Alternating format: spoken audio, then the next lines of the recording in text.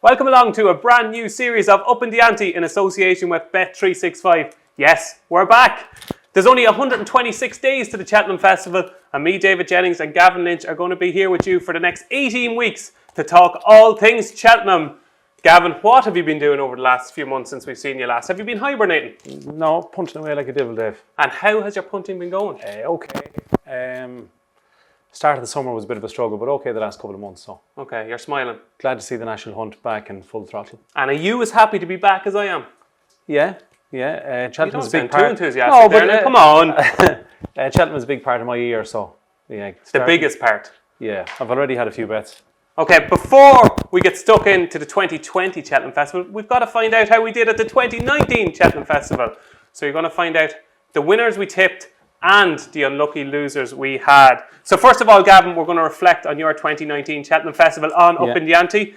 And we're going to start off with your best winner, which was at Plutar in the Close Brothers Novices Handicap Chase. 10-1 winner, nothing wrong with that. Not too bad. You tipped Classical Dream to win the Supreme at 8-1. You had Defi Desai to win the JLT, which I did as well. You got in there first with Defi Desai, I think. And Tiger Roll, of course he had Tiger Roll, to win the Glenfarclas Cross Country Chase. And Gavin. I'm sorry to bring this up again. I know you've just got over it, but we have to mention the unlucky losers. The first of those, Honeysuckle in the Mares Novice Hurdle, tipped up at 14-1. She would have bolted up, surely. Well, probably, the way she won a Fairy House, and she's the highest rate of all the mares this season, so she probably would have won. Okay, we're going to pretend she won, just for give you a bit of confidence, okay? Blue Sari in the Champion Bumper looked like it was going to go by Envoi Allen. You had tipped Blue Sari at 12-1. And you tipped Envoi Allen, so I did, yeah. We had that race covered. Hard luck. Thank you. Yeah, okay. And you had Sir Eric, obviously. Yes. Devastating stuff. Very sad. Devastating stuff. Could have been one of the best hurdlers we've seen in recent times. And sorry to mention it, I know it's a swear word in your house. 3 swear words. Benny, did you? That was How much did he cost you? I don't know, somewhere between 8 and 10 grand. But anyway, 10 grand. We get over it. At least half an hour later, or 40 minutes later, Plutarch won, so that took away some of the pain. Which cost you more, Annie Power's fall or Benny's The Doom fall? About the same, I'd say. Okay. But I actually think it was the Low Sun, another horse of Rich Ritchie's Low Sun. Oh, I see what you did there. I think it definitely has an impact because the two horses took off so far away from the hurdle, just clipped the top. It was almost an identical fall, the two of them, weren't they? And are you a good loser when stuff like that happens? Yeah, after 10 minutes, yeah. Okay. Yeah. Just don't let the wife come near you for those 10 minutes. Okay, just a quick reflection on my Upping The Ante from the 2019 Cheltenham Festival. My best tip was early doors in the Martin Pike, 22-1. What a way to finish the festival. Yeah. Young John O'Neill gave him a terrific ride. Envoi Allen tipped up in the Champion Bumper at 11-2.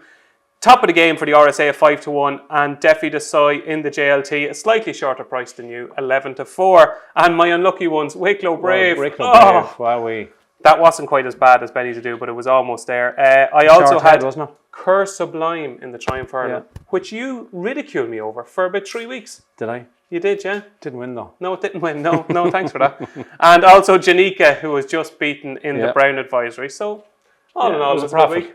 Second year in a row. That's right, Upping The Ante viewers. If you were watching Upping The Ante for the last 2 years in a row, you'd know that me and Gavin were well in profit. So it's worth your while tuning in every week. So, Gavin, those were our tips for the 2019 Cheltenham Festival. We're going to have a little slot reflecting on the festival. I think it's worth doing. Just stuff you took out of the festival, things you noted, any stats that came up? Well, first of all, I suppose the good and the bad. The highlight probably each day was the main race. Esport Allen winning for Gavin Cromwell on the Tuesday was fantastic. Willie Mullins went into the festival with a small cloud over the stable, but then he goes and wins the first 2 races, the Supreme and the Arcot. Both of them won very easy. Piss and rain. When the rain comes, Willie strikes. Yeah. And then Rachel Blackmore winning the last race, or the second last race in the day of Plutarch was good. The next day, Wednesday, Altior and Tiger Roll, both of them winning for the 4th time at the festival, so they deserve a mention. Paisley Park and Frodon, I wouldn't be a huge fan of the Thursday. Normally, it's kind of the least sexy day of the 4, but this year, I'd say the Thursday was the highlight, really. Brough Scott, I heard him saying on the TV that day it was the best. His favourite racing, it was his favourite day ever at Cheltenham.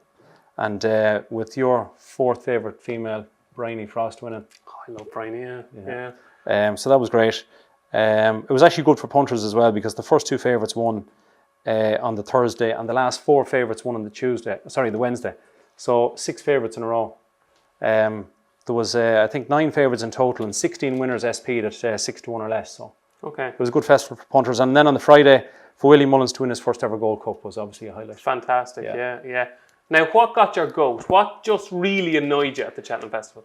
Well, certainly the starter, who I think just the starters, as you said, there's more than one. They need a kick in the arse because, like the whole world, the whole sporting world is watching our sport racing for those 4 days. We have a monopoly on it, and the thing that really annoys people is the false starts. And am I right in saying the first 3 races were false starts? I think you are. It's just right now. Hold on, we want solutions. You tell me what the starter should do. I don't know. Maybe they have to come up with a better system, perhaps. Well, that's a good answer, Gavin. A starting. You make great politicians. But they could have, the starting rope that it's across. Yes. Maybe have that can go with the horses for say 20 meters, and then they just come in and let it off. It's very hard to get them to come in and just have one rope going up, and then the standing start doesn't work. No, it doesn't work. No, it doesn't work. No, definitely not. So that frustrated you? Yeah, well, you get frustrated watching people who's not used to racing getting annoyed. Okay. Sir Eric, we mentioned, that was obviously a downer. So was Benny Dejew. We have to mention that it was the last festival for Ruby Walsh. So it's a pity to see him gone because... The best ever? Oh, definitely, yeah. Easily, yeah. The Tiger Woods of jockeys. He had 59 winners at the Cheltenham Festival. He was top jockey 11 times. And obviously, Envoi Allen since, that's quite sad that he's not going to be around again, and Wicklow Brave more recently. And for me, the ride of the meeting was Barry Geraghty on Sire de Burleigh and the Pertemps.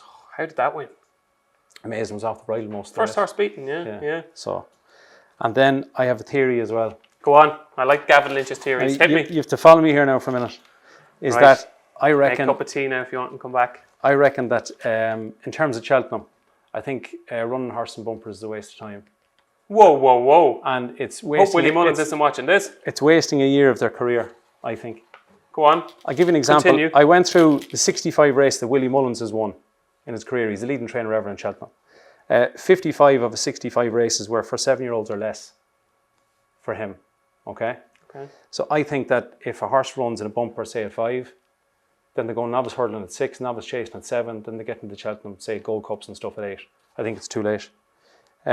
For example, of his 56 winners that have won over hurdles and fences, 40 of them never ran a bumper for Willie Mullins. And of his 9 bumper winners at Cheltenham, only 2 of them went on to win again at Cheltenham. And the other thing, the last thing I'll say... That's why you're paid the big bucks. I love stats like that. The last thing I'll say is the 5 biggest races at Cheltenham this year, obviously with the Gold Cup, Alboom Photo never ran a bumper. The champion hurdle, Envoi Allen, never ran a bumper. The next one you'd probably say is the champion chase, Altior, 19 from 19. What was his record in bumpers? He was beaten under Kate Harrington anyway. He won 1 out of 3, so he's beaten twice. So that didn't do him any good. And the Stairs hurdle, Paisley Park ran in a bumper and was beat. And in the Ryanair Frodon, never ran a bumper. So you'd get rid of bumpers, would you? No, I just think it's a waste of a year for a horse. And do you know what my favourite race of 2019 Cheltenham Festival was? The bumper. Envoi Allen, Bet Blue Sari, 2 superstars. Would you get rid of bumpers? I wouldn't get rid of bumpers, but I think trainers are possibly wasting a year of a horse's career, that they should have them targeted at the big races a bit earlier. Okay. Like if you look at Willie Mullins, I wrote down possibly his best 8 horses ever. Hurricane Fly, Vautour, Duvan, Faugheen, Annie Power, Quavega, Alboom Photo and Undesaw. 6 of them never ran the bumpers out of 8. So that is very good research, Gavin. I'm very impressed for the first week of the show. That's very impressive. Okay. We'll have you back next week. Okay, so those were our reflections on the 2019 Cheltenham Festival. We're going to come to the 2020 Cheltenham Festival very, very shortly, Gavin. But now it's time for a regular segment. It is the week that was, which this week, because it's the first show, it's the month that was. The month that was. What impressed Gavin Lynch over the last month? You know, because of the month, there's a few here. Half of them are trained by Gordon Elliott. Now, be quick. I will. You have to mention Battle Over Diane. He jumped well at Galway. Probably didn't quicken away as we'd expect, but he was okay. Envoi Allen was very impressive in down. And you're going to give us prices for each horse? Yeah, Battle Over Diane is 20s. With Bet365? Yeah. He's 20s. Battle Over Diane with Bet365 for the RSA.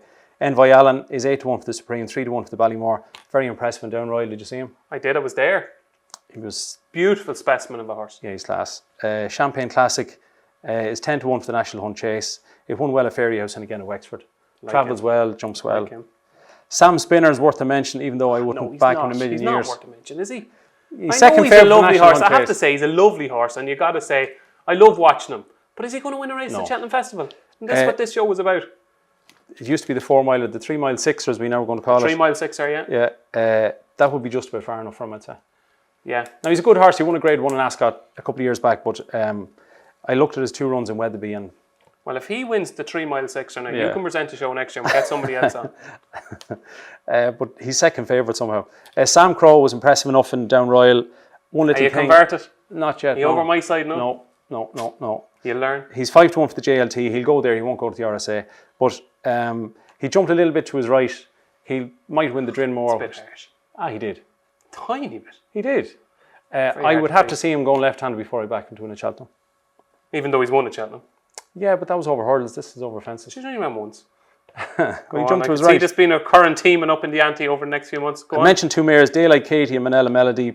Daylight Katie's a bit keen. She's probably too keen to go to Cheltenham. I don't think she'll win the Mares Novice. Manella Melody was a nice horse the other day in Cork. Yeah, I'd say wasn't fully fit either. Don't know. Yeah, do you know what I mean? She kind of blew up a little bit. Well. Very impressive, yeah. A Wave of the Sea might be a horse for the Fred Winter if it gets beat in a couple of Grade 1s. Joseph's 3-year-old. The time that it clocked the other day in Down Royal was actually very fast. Quicker than Envoi Allen. Yeah. Well done. Fury Road was very impressive in Down Royal as well. He'd probably very impressive. Yeah. He's a proper horse. Yeah, he could end up. You were talking with him last year. I was, yeah. He let me down badly last year, but we've kept the faith. He'll end up in the Bartlett, I'd say.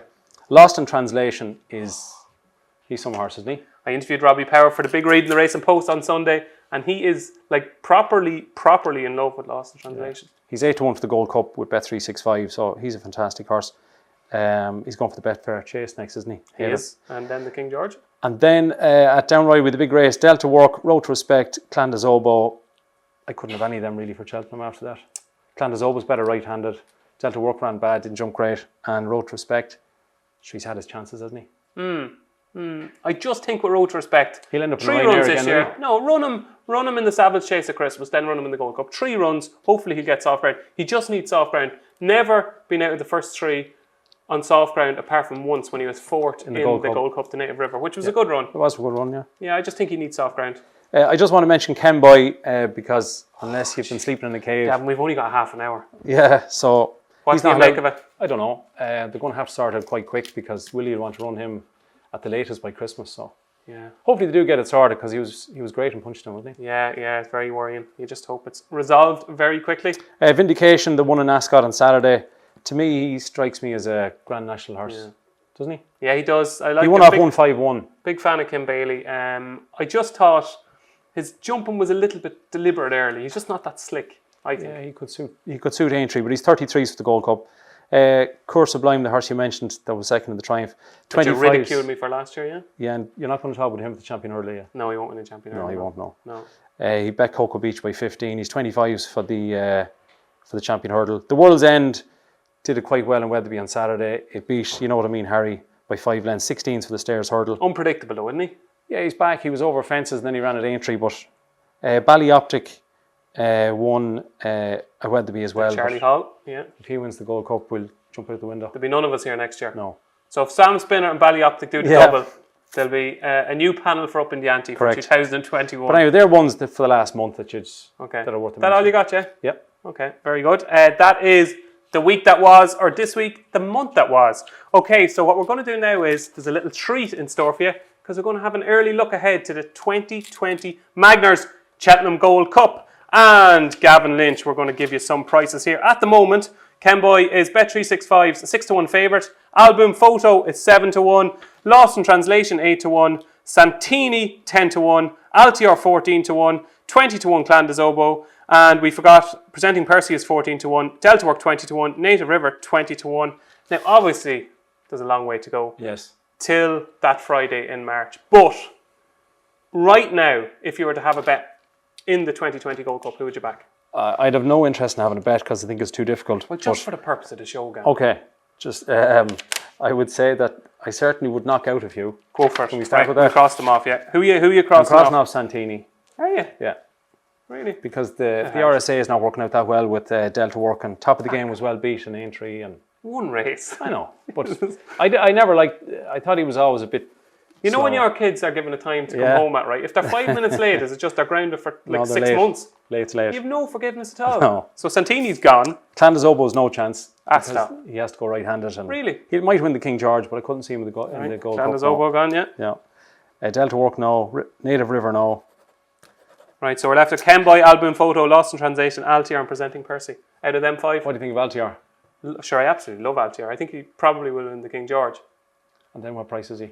If he wins the King George, sure, you're talking about 5-1, like. Yeah, not even. Maybe if a token selection would be Alboom Photo because he won it last year.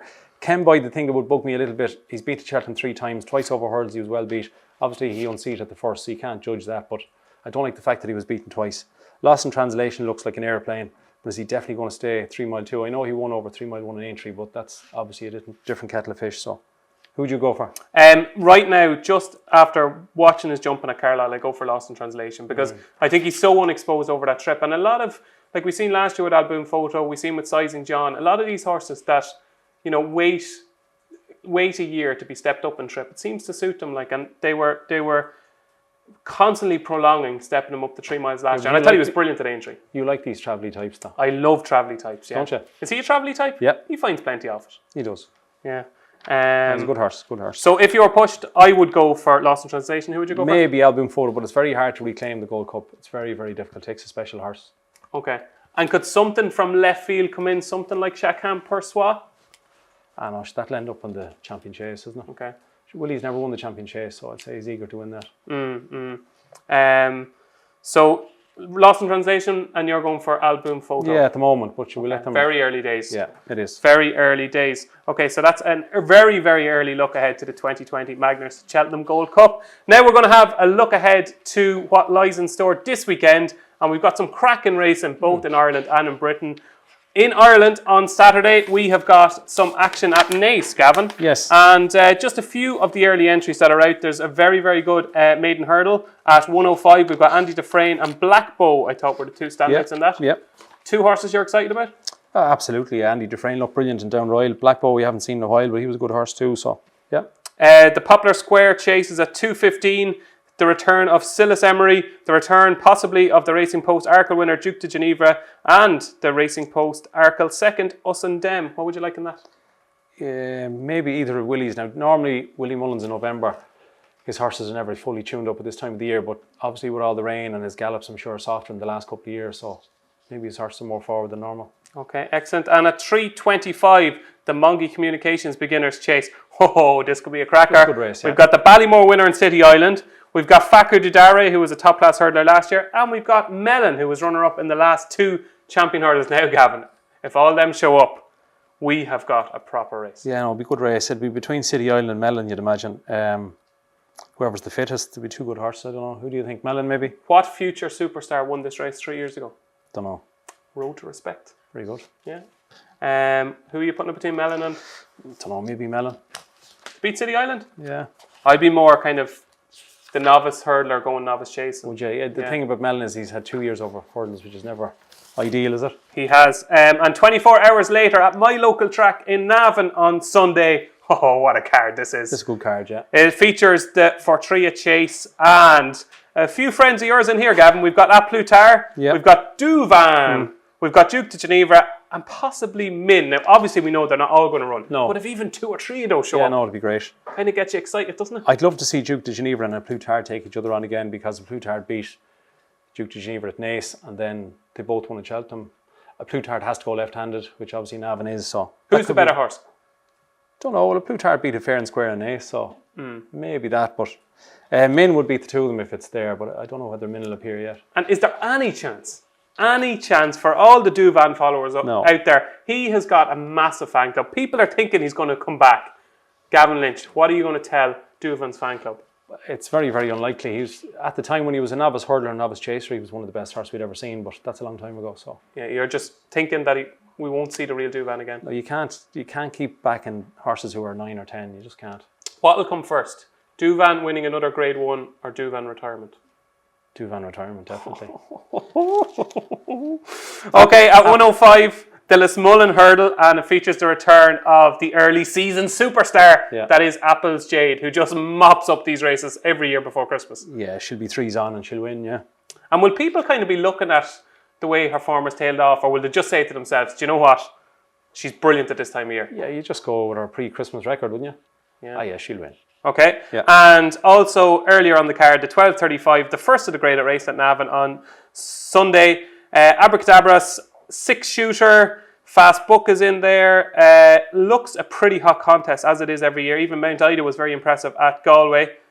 Who would your early fancy be in this? Probably Abacadabras. Had very good form in the bumpers, so and it was quite impressive, was it, in Galway when it won its maiden hurdle. So. And when do you do your studying now for the weekend? Would it be like Friday or Saturday or? Friday at lunchtime, yeah. Friday at lunchtime, okay. Yeah. And the kids are at school? Yeah. That's when the magic happens. So there's an early look ahead to this weekend's action, and it's going to be a cracker at Naas and Navan. Now, this is the moment you've all been waiting for. Yes, it is our first selections of the 2020 Cheltenham Festival.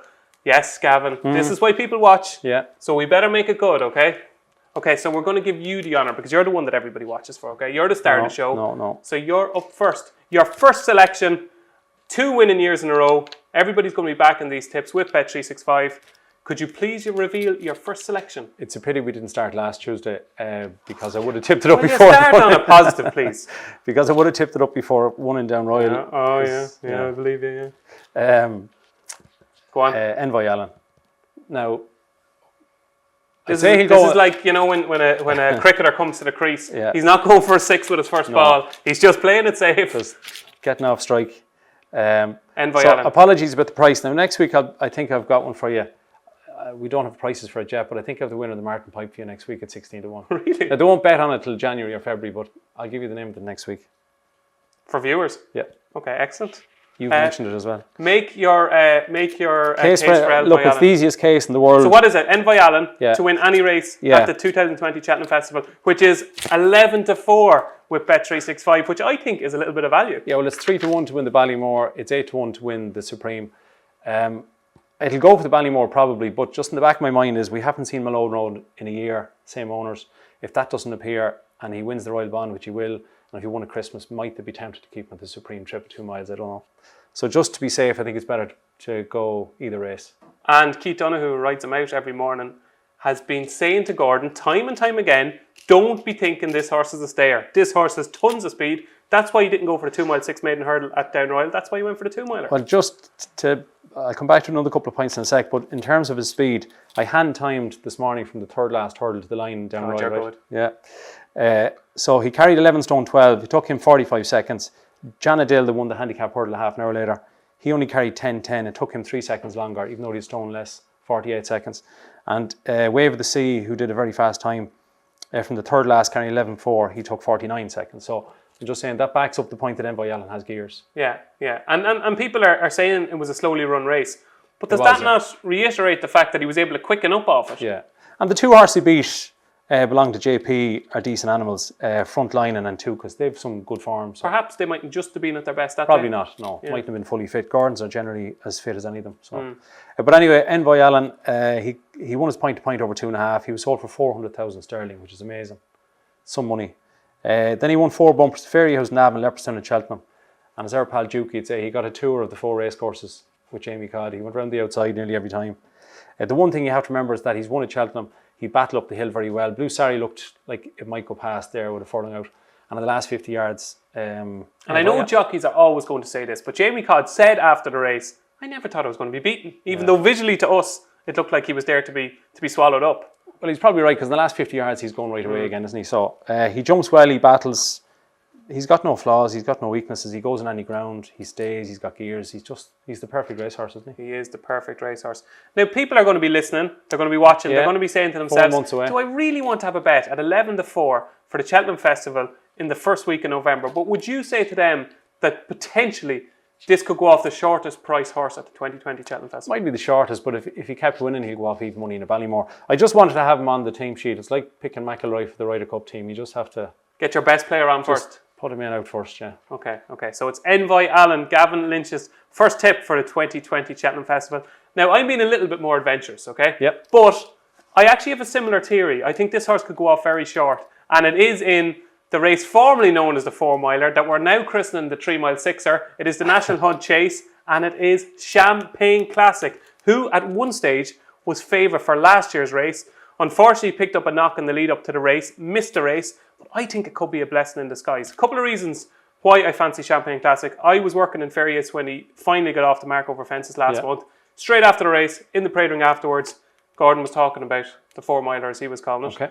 And I was thinking to myself, do you know what? He is such class for a race like that. He's a Grade 1 winner over hurdles. He is. He's won at Cheltenham, okay? He came out last time, and I thought he was very impressive against Discorama. Robbie Power rode him. He was very, very slick, neat, and tidy over his fences. He could go short, he could go long. Liked the way he jumped. And my final reason, which I think could be huge, did you see a certain Mr. Jamie Codd riding a winner for Gigginstown at the weekend? Oh. It seems like they might be back best buddies again. Right. And if you've got Jamie Codd on huge, Champagne Classic in the National Hunt Chase, which he won the race last year on the Bry. yeah, exactly. Yeah, he's just a phenomenon of a jockey. Even in though the Champagne amateur Classic, the O'Leary said was the worst horse they had, wasn't it? and that's my other theory. So your big worry is that Champagne Classic, in any stable, he'd be going for the RSA. He's too good. He's a Grade 1 winner over hurdles. He jumps well. He's 2 from 2 this season. But they don't think he's any good. Yeah, Battle Over Diane might go there, would he? Battle Over Diane RSA. You've got Sam Crow, JLT, yeah. JLT, and he can't go for the Arkle. So it is Champagne Classic for the National Hunt Chase, a 10-1 with Bet365. I think that could go off considerably shorter, especially if he runs well in the Drimmore next month at Ferryhouse. Good pick. Thanks very much, Gavin. Are you a bit disappointed that I got in there first? Yeah. Okay. I might be adding Envoi Allen to mine later in the series, perhaps. So, folks, that is it for the first episode in the new series of Upping The Ante in association with Bet365. The good news is that both me and Gavin Lynch are going to be back with you every Tuesday from now until the 2020 Cheltenham Festival. We can't wait.